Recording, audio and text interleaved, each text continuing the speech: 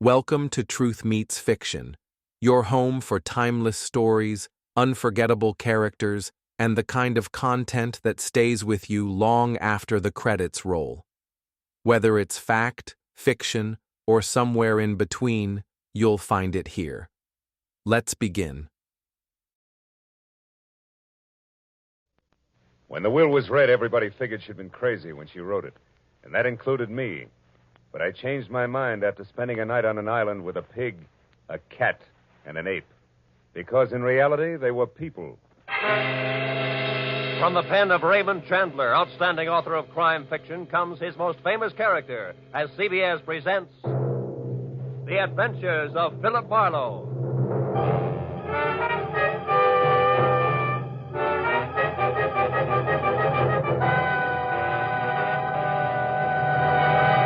And now, with Gerald Moore, starred as Philip Marlowe, we bring you tonight's unusual story, Where There's a Will. I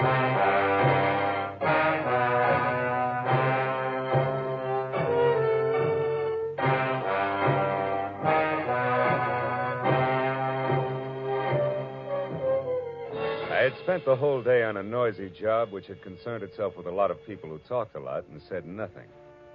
When I finally locked up my office for the night, I was worn out. As I drove slowly along the street, I was glad to be heading for home and a little peace and quiet. At least that's what I thought. But when I pulled up for a full stop sign, only a half a block from my apartment, something happened which brought my little dream of peace and quiet to an end. The car door opposite me flew open, and something mighty excited jumped in. I'm being followed. Drive on, please. The law? No, please drive on. Okay, lady, get a good grip on the upholstery.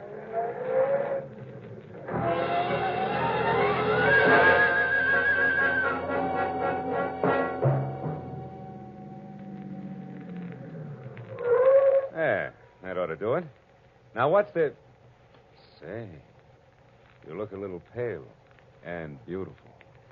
I'm always pale when my heart's in my mouth. Well, then why don't you swallow once, take a deep breath, and tell me who was after you? There isn't much to tell. He was a nasty little man, that's all I know. So thanks for making like Barney Oldfield, and good night. Hey, not so fast. It's impolite to hitch and run. Look, mister, right now I'm up to my earrings in trouble, and that leaves very little time for small talk with strangers. Even nice ones. Well, in that case, the name is Philip Marlowe, which takes care of the stranger part, and I'm a private detective, which makes trouble my business. Where do we go from there? No place. $300,000 worth of hidden bonds, a screwy old lady, and a sculptor with a red beard are too much for any one-man police force, Mr. Marlowe. So again, good night. Before I could say anything, she was out and gone.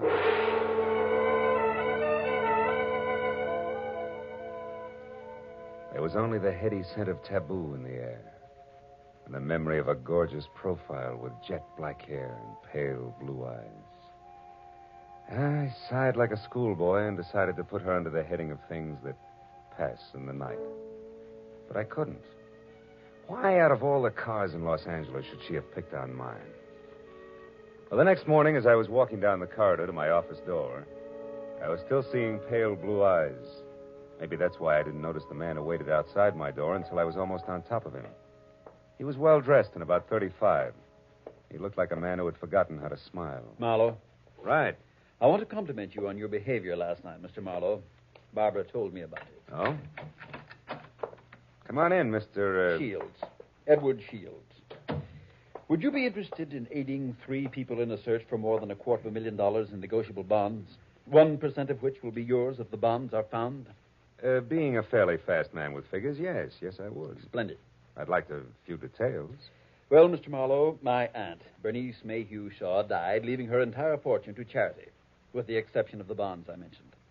Those are to be divided equally among 3 of us, the sole heirs, if we find them within 24 hours. That sounds like something you dream about after a midnight snack of pizza and pig's knuckles. Perhaps.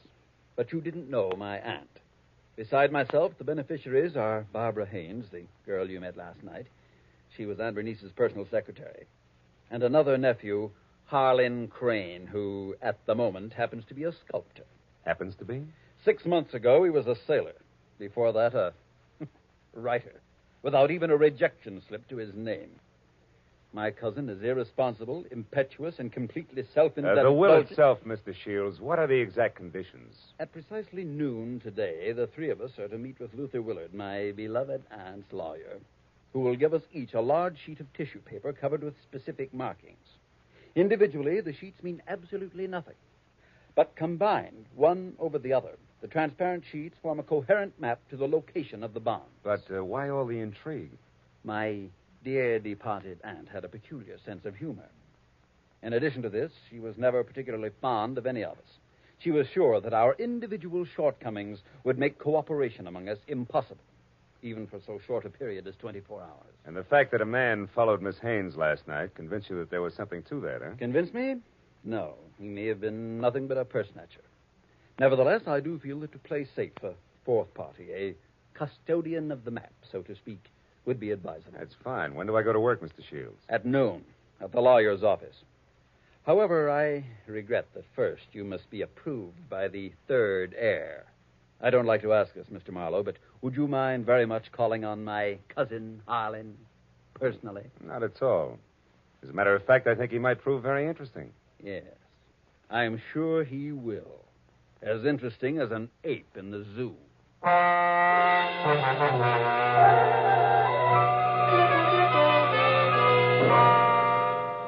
felt like saying, look, Shields, I'm not as gullible as I look. But then I thought a client's a client, and I decided to play along. Harlan Crane, 6 foot, red-bearded giant, talked as he worked, wielding a 10-pound sculptor's mallet like it was an 18th century quill. I'll be frank with you, Marlowe.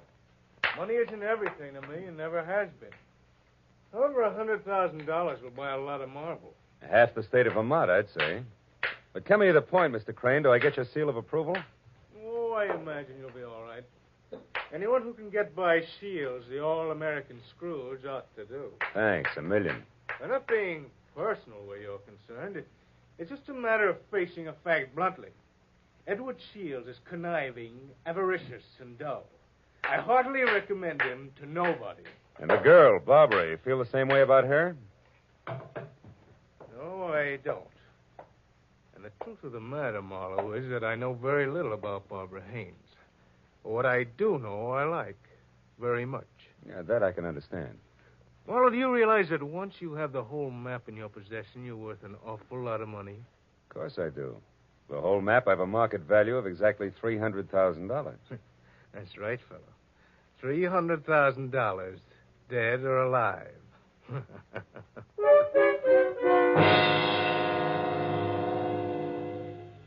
I know it was small of me, but I didn't exactly see the joke. And things got less funny as time went on. Later, as me and my trio got off the elevator at the lawyer's office, old Luther Willard, Aunt Bernice's attorney, was waiting for us, so excited he could hardly talk. I've been held up. What? Yes. A little man. He wanted the map. Little man, dark complexion? Yes. Had a scar on the side of his neck. Are the maps all right? The maps? Oh, yes, they're all right. Now, wait a minute, everybody. Give him a chance. Mr. Willard, tell us exactly what happened. This is Mr. Marlowe. We told you about him, Mr. Willard. Of course, yes. Come into my office. You see, I was putting some papers into my safe when this little man stepped up behind me and demanded the maps. Were they in the safe? No, thank heavens. Make yourselves comfortable. The please. maps, Mr. Willard. Where are they now? Well, right here, where they were all the time. Here under the blotter on my desk. Clever of me, wasn't it? Wax seals, still intact. I'll take all 3 of them right now, Mr. Willard. That is, if there are no objections. All right, then I guess we can be on our way. Hold on, Mr. Marlowe. There are still 2 things you people must know. First, in the event the bonds are not recovered within the 24 hours, I am instructed to open another sealed envelope, which I'm happy to report is kept in my bank vault. That envelope contains a complete and simplified map and is to be turned over to a designated charity. And second, if any of you die before the allotted time is up, the bonds are to be divided among the surviving persons. And if none of us survives, Mr. Willard? Why, in that case, the bonds again go to charity. You see, Harlan, your aunt was a very generous woman.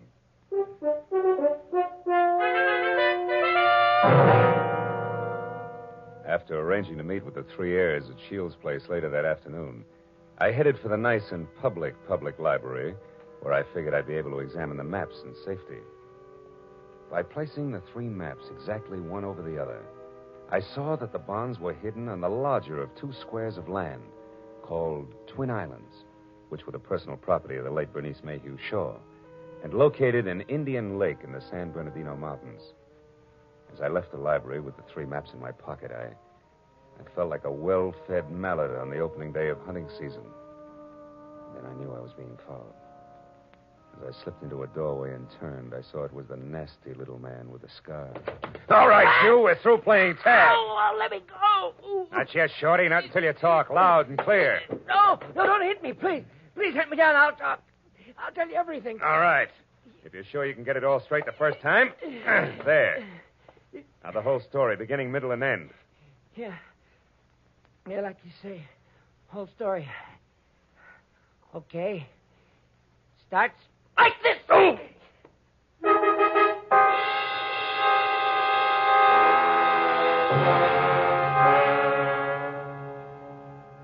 By the time I figured out that it had been the sawed-off end of a broomstick that had slammed my stomach up against my backbone, the little man was out of sight. Another 5 minutes went by before I quit calling myself sucker and I started to think straight.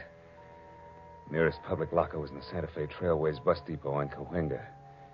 I went up there and deposited 2/3 of the map for safekeeping until we were ready to leave for Indian Lake. And I found a telephone, and a half a dozen calls later, I knew that a caretaker named Jumbo was the sole inhabitant of Twin Islands, and my last call was to him. I wanted some kind of a welcoming committee ready for us. When I left the phone booth, it was only 1 o'clock. So I returned to my apartment where I figured I'd rest until 3, when we were all to meet at Shields' place. But that was my second mistake. Because the moment I closed my apartment door, I was positive I wasn't going to get much rest. I had an unannounced visitor. Yeah, you look surprised, Mr. Marlowe. I am. I didn't recognize you at first without your broomstick. Yeah, I traded that in on this .22 target pistol here. It's more expensive, but it's better. Makes me as big as you are. Maybe bigger. Yeah, but how much does it do for your personality? Quite a bit. Gives me poise, and poise gives me manners. So in asking for that map in your pocket, I'll even say please. Come on, Marlowe. I won't say please twice. No, I don't think you would. Here. Thank you. Now, before I go, one more thing. The hall outside here is straight and narrow, right to the stairs, and that makes it fine for shooting. So after I step out, don't do anything rash. For a while.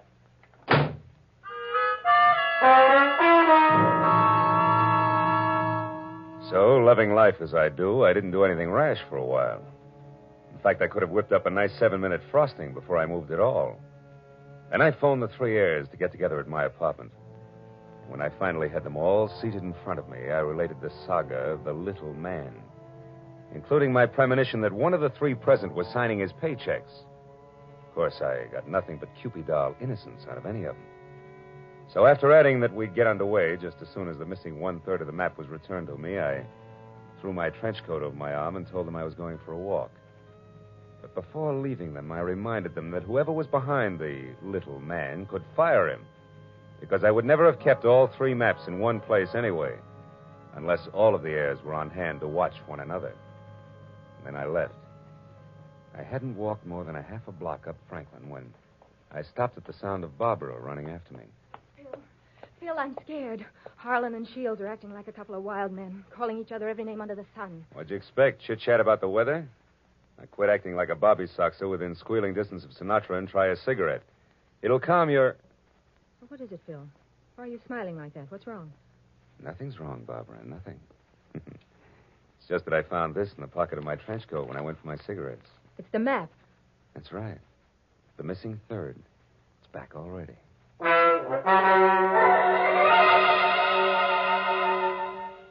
When that missing third part of the map turned up so fast, I figured the heirs had decided to play ball. But I made a mental note to keep my eyes on them anyway. At 3 o'clock, I went to Edward Shields' hillside house in Laurel Canyon for the scheduled meeting. Shields wasn't home yet, but Cousin Harlan was there, admiring the view. Barbara showed up a few minutes later in a convertible, and Shields arrived last by cab. It finally began to look as though we might actually start out all together. Well, I see we all arrived, safe and sound. Yeah. Disappointed? Only by your clumsy attempts at humor, Harlan. Stop it, boys. Let's get started. Phil, have you looked at the map? Where are we going? To Indian Lake. It's a 4-hour drive, so if you're all ready, I suggest we get started. Very well. I'll go up to the garage and get the car. So Aunt Bernice hid the bonds in a roost at Twin Islands, eh? Well, well, well. Nobody seemed surprised at the location Aunt Bernice had chosen to hide her bonds. And Harlan, Barbara, and I stood on the front porch watching Shields as he climbed the very steep driveway to his garage in the car. But Barbara got more of my attention than Shields. She made a mighty dreamy picture. And she leaned casually back against the rail of the porch. She wasn't aware that I was watching her. And I suddenly saw her go tense, her eyes filled with fear, and I quickly turned to follow her stare. Shields' car was going at a rapid clip down the steep driveway. I still couldn't figure out Barbara's concern, and then she started screaming. The car's out of control. The car was headed for the edge of a cliff. His brakes are out. You go over. The tree stopped him. Shields, are you hurt? No, I'm all right. The brakes. I tried to stop You them. hadn't hit that tree. Should have gone over the edge. Let's have a look at those brakes, Shields. Well, no wonder. What is it? Brake line's broken. Every drop of fluid drained out. I might have been killed. No might about it, Shields. We stood there for a while, all looking at one another, but nothing was said. Brake lines rarely snap accidentally. And I remembered that Harlan had been at Shields' house early, and the car had been in the garage, and Barbara... Well, I had to admit that she actually had anticipated the car going out of control. Well, the 24 hours for finding the bonds were slipping by, and I knew we had to get to Indian Lake.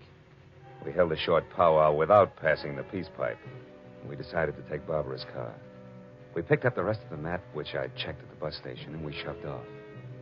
After a 4-hour drive that was about as relaxing as the thought of an overdue time bomb in a day nursery, we finally pulled up to the shores of Indian Lake. Jumbo, the caretaker, was waiting at the dock.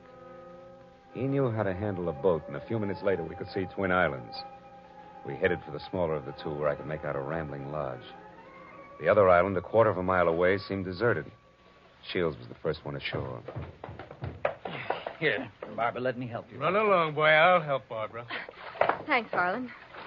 Well, Marlowe, what now? Well, first we go up to the house. Oh, Jumbo, you got everything ready for us? Hey, Jumbo. Huh? Oh, sure. Everything's ready, Mr. Marlowe. Just like you said, I opened 4 of the upstairs rooms. Open the rooms? We're not going to sleep out here, are we? I'm going to try. But this isn't a vacation. We're here to find the bonds and get out. You realize it's almost 9 already? That leaves us just 15 hours, Marlowe. Yeah, I know. I got a good watch, and I count to 24, and I'm also giving orders to you Don't 3. get high-handed, Marlowe. You're an employee of ours, and that's all. Let's get the map together and start looking for those bonds right now. Take it easy, big man. The bonds are hidden on the other island. The map is as tangled as a second-hand spider web. We wouldn't get anything at all down in the dark. That's your opinion. Look, and you people hired me to help you find those bonds. If I have to get nasty to make you take orders, I can do that, too. Now, let's play like we're smart and go up to the lodge and relax. All right, Marlowe. But remember, we'd better have those bonds by tomorrow, or someone else will be nasty. Very nasty. And I mean me. What? You too?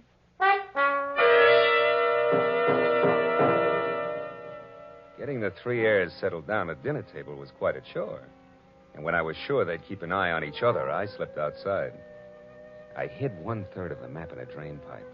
Then I went upstairs to my room, and I hid another third in the window shade. Now, the maps were settled, and I began to think about other things, like the accident to Shields' car. There were too many accidents and coincidences to suit me.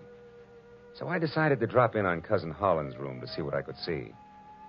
Well, after 15 fruitless minutes, I was about to leave when something in the wastebasket caught my eye.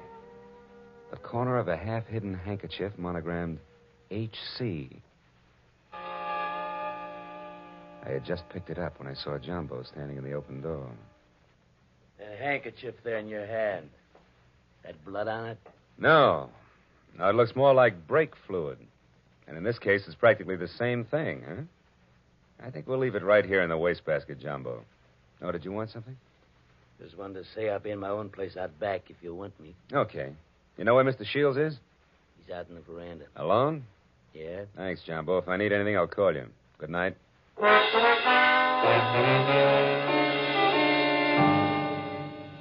Shields. Oh, it's you, Marlowe. What's wrong? You sound like a man expecting trouble. I was nearly killed in my car this afternoon, and I don't think that was the end of it. Yeah, and don't stand too close to high windows. Thank you. It's comforting to know that I am not alone in my suspicions. Maybe, how are you betting? On the beauty or the beast? Don't be absurd. I hope someday to marry Barbara. Yeah? Well, a guy might be beating your time right now with a sculptor's mallet. You may be naive, Mr. Marlowe, but Barbara isn't. I saw them just a moment ago walking down to the boathouse. Harlan's galloping after her like a half-baked idiot, as usual. But if Miss Haynes prefers me, what can he do about it? There was an answer for that, but it seemed a little obvious under the circumstances. Well, a few minutes later, Shields went inside, and I made a beeline for the boathouse to water down a certain hot-headed sculptor named Harlan. When I got within earshot, I knew I'd be as welcome as whooping cough at a glassblower's convention. So I stopped and listened. Barbara, darling, I'm falling in love with you. You know that, don't you? Let me hold you close. Harlan, Oh, Harlan. This is real, Barbara. For the first time in my life, I'm truly in love. I want to do things for you, make you happy. Please wait. I'm not completely free. There are still ties with Edward, you know. Shields. That fat, stingy Babbitt. He's no man for you. Why, if he so much as touches you from now on up... Wait a minute, Barbara. Marlowe, you cheap snooping eavesdropper. Eavesdropping's a minor vice compared to some of the shenanigans going on around here. Just what do you mean by that? A word to the wise is sufficient. You, I'll give a few more. Now, somebody's trying to cut our little triangle down to two sides before noon tomorrow. What I've seen so far I don't like, so I'm warning everybody. Just what are you accusing me of? Why, Harlan, stop it. Don't be a fool. Will you cavemen control yourselves until those bonds are found? Come on, Harlan, let's go in. Good night, Marlowe. Don't get your head caught in any transoms.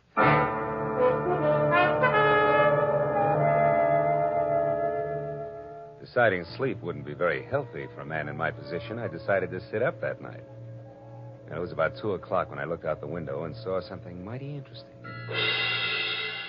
A light was moving on the other island opposite us. I got hold of Jumbo, and we went over there as fast as we could.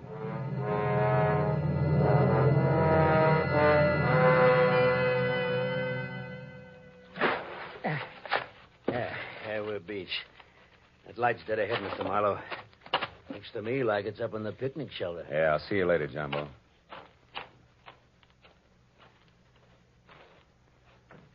Who's there? Guess who? Oh, Marlowe. I didn't hear you come up. The wind's too strong, I guess. I'm glad to see you. Spooky here all alone. Oh, sure. What's the idea? Decide to do a little freelance prospecting? No, that's right. Bernice Mayhew loved this spot, and I had a hunch she hid the bonds here in the base of this table. Oh, I guess I was wrong. Oh, come on, Marlowe. Limber up. You can't blame me for trying. Listen, beautiful, don't flap your eyelashes at me. I can't see anything but double crosses right now. All right, if you've had your fun, let's go back to the lodge, Don't be that way, Phil. Phil, the sun will be coming up in 2 or 3 hours. Why not wait for it here with me? Barbara, baby, don't burn up too many calories with that routine. Because I only keep 1/3 of the map on me. You think you're so smart. Bright ideas hatch in that cute little brain of yours, too. Now let's... Oh, comes the gun with a pearl handle, no less. Stay away from me, Marlowe. Over there. Hey, what's going on here, anyway? Jumbo! Look out, Jumbo! Jumbo stepped into the light and Barbara turned. I made a swipe at her gun hand that knocked pistol, purse, and lamp all over the picnic shelter. I found the gun and gave it to Jumbo. Then I started to pick up an assortment of knickknacks that had spilled out of her purse. But I never finished, because one of the items made my eyes pop. It was the monogrammed handkerchief covered with brake fluid that I'd found in Harlan's room. It all made sense now. It tied up everything that I'd suspected right along. Only 2 of my trio had planned to split up the $300,000 worth of bonds from the first. As I ran for the motor launch, I yelled at Jumbo to bring Barbara over in the rowboat. All the way back, I had the panicky feeling that I was probably too late. But when I sneaked in the front door of the lodge, there were still 2 voices, and they came from the open kitchen door. With my hand on my gun, I edged along the wall and peeked in. Shields, you're a fool. Perhaps. but I'm going to kill you and have a perfect case of self-defense. What are you talking about? Your hopelessly framed cousin, Harlan. I ruined the brakes on my own car. I planted your handkerchief, stained with brake fluid, in your room. Marlowe found it. He's convinced that you tried to kill me. He's also convinced that he was brought into this whole thing by coincidence. He doesn't know that he was deliberately involved in our search for the bonds, just so he'd make a reputable witness. You're out of your mind. Not at all. I'm going to kill you and say it was self-defense. Marlowe will testify that you tried to kill me before. What Marlowe's going to do is blow your head off if you don't drop that gun, Shields. Marlowe? Yeah, Marlowe. Who knows he wasn't brought into this thing by coincidence, but has stuck around to see the fireworks and who almost saw them just now. Bill, what's happened? Barbara, couldn't you hold Marlowe on the other island? You Shut up, Shields. Barbara's little mistake was that she should have gotten rid of Holland's handkerchief after she took it out of his room so he wouldn't see it. Barbara, I don't understand. You planned all this with Shields against me? Well, I did in the beginning, Harlan, but I changed my mind when I fell in love with you. I let Marlowe find the handkerchief in my purse. I wanted him to stop Edward. Oh, darling, don't you see... Come on, Miss Bankhead. Cut the dramatics. The show's over. Let's have it straight, huh? All right. We might as well if we're going to find those bonds before it's too late. Edward and I did plan it. We even hired the little man who tried to get the maps from you. And when that didn't work, you planned to get rid of Holland and split the $300,000. So we failed. So what? We're right back where we started. 100,000 apiece. Now let's go find those bonds. Not so fast, beautiful. What happened to Holland just now was a little more serious than a hot foot. It was attempted murder. He can slap you two in the jug this minute if he wants to. But I'll leave it up to him. Okay, Harlan, what do you say? It's your move. No. I've got a better idea. Marlowe, 1/3 of that map is mine. Give it to me. Okay. There it is. Harlan, what are you going to do? Harlan, no. Don't burn it. There. Now we all lose. Now none of us will get the bonds. That's probably how Aunt Bernice wanted it anyway.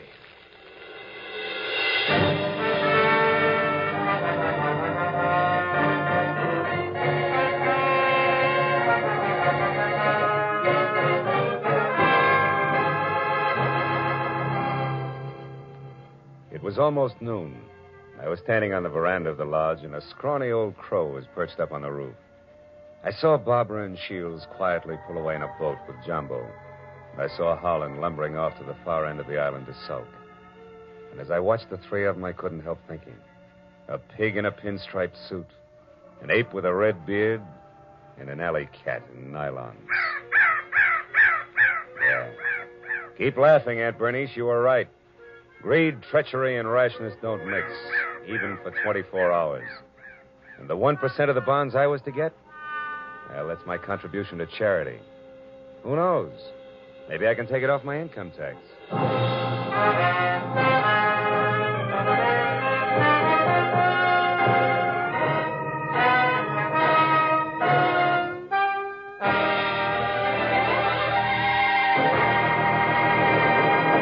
The Adventures of Philip Marlowe, created by Raymond Chandler, stars Gerald Moore and is produced and directed by Norman MacDonald. Featured in tonight's story were Mary Shipp, Parley Bear, Don Diamond, Ted Von Eltz, and Wilms Herbert. The special music was conceived and conducted by Richard Orant.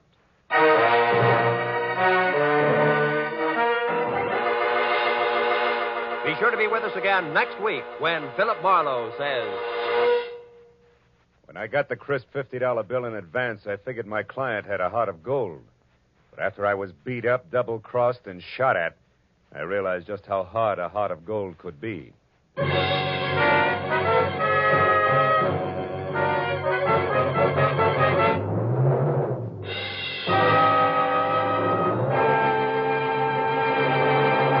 Raymond Chandler, Dashiell Hammett, John Dixon Carr. 3 great names in the world of mystery and thrills. 1 down, 2 to go today on CBS.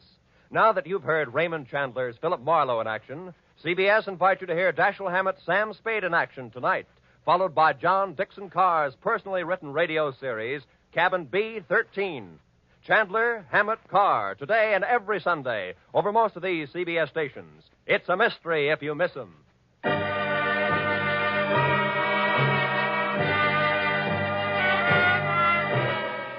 Roy Rowan speaking for CBS, the Columbia Broadcasting System.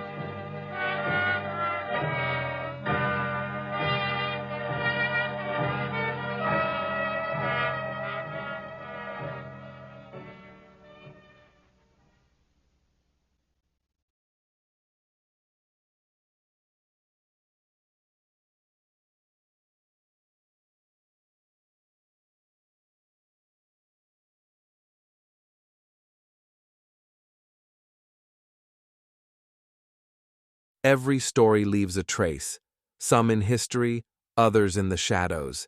If this one made you think, question, or shiver just a little, you're in the right place. This is Truth Meets Fiction. Until next time, stay curious, stay sharp, and don't believe everything you're told.